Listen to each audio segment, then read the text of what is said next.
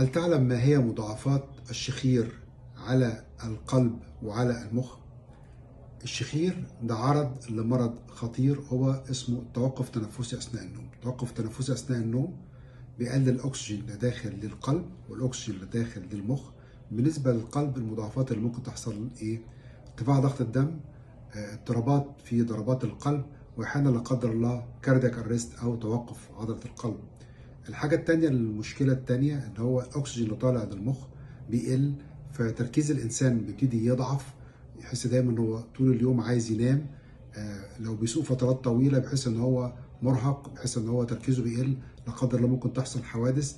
علشان كده بنقول الشخير عرض لمرض خطير اسمه توقف تنفسي اثناء النوم، بيؤثر تأثير مباشر على عضلة القلب وعلى المخ.